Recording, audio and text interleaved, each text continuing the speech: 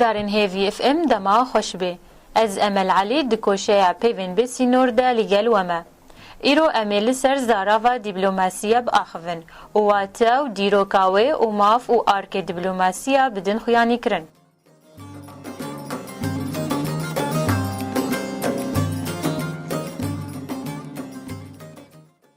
دیپلوماسیا جگوتن لاتینی دیپلوما هاتیه یا کتب واتا کاغتا فرمی و او بخوجی جیونانی هاتیه جگوتن دیپلوما یا کتب واتا کاغتا تواندی.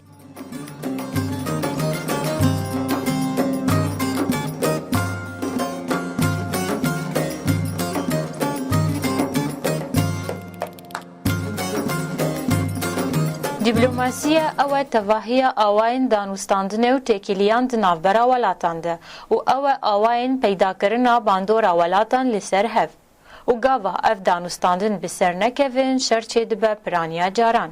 برنگکی دن امکارن بیجن دیپلوماسی او شاندان و نران بو ولاتن بیانی. اف نونر ناو دیپلوماسیا لوان دبه یکو تکیلیه دنافبرا ولات خواه و ولاتن بیانی چه دکن و برجواندین ولات خواه بریوه دبن و امکارن دواتین دن بدن و گوتنی.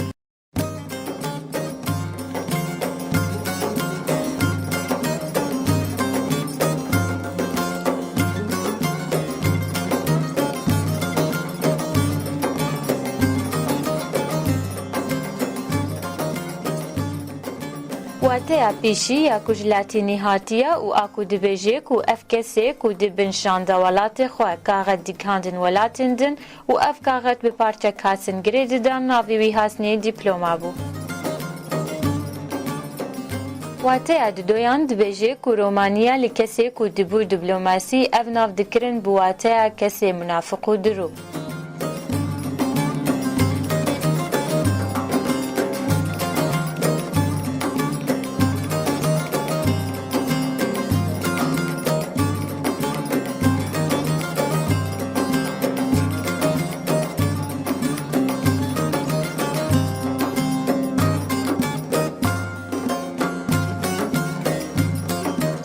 دانستاندن دنابرا ولاتان دکیم بو و یکمین کنونرین دیپلوماسیا بکار آنین رومانی بون لجبو هنتشتن بتایبت بتنی لپشتی فرابونا تکلیان دنابرا ولاتان ده تکسبو کو افنو نرو دیپلوماسی هبونا وان با آواکی فرمیل ولاتن بیانی گلکی گرنگه جبر وی هاوی سفارات یکمین جار لی ایتالیا ده قرن 13 و 14 ده هاتنه بکار آنین و اف سفارت بونوک جهه دیپلوماسیه هروها جیه جواسیسه.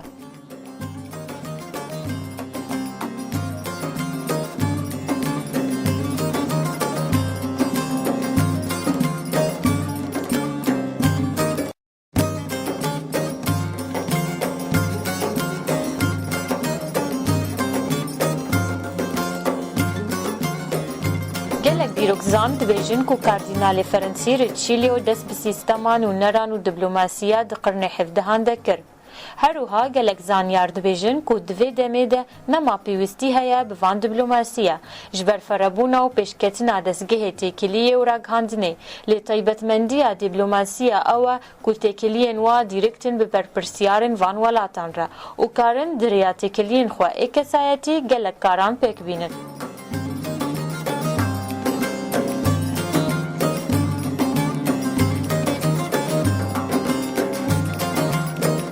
آرکو مافی دیپلوماسیه دیپلوماسیش در وی ولات خود جین و آگاهیانج بو حکومت خو پیدا دکن لسر توایی واری کو گرنگی ولات وان په هيا و تقاريران برموزج حکومت خو ردشینن و الیکاری ولاتین خو ان لوان ولاتان دکن گلک مافن و دیپلوماسیان هنه و بتایبت چناب اف دیپلوماسی بگرتن نه او نه مالباتاوی چناب تفتیشاوی و مال و کاغت و غرادوی ببه ضریبه لسروینای دانین دولاتین بیانی ده.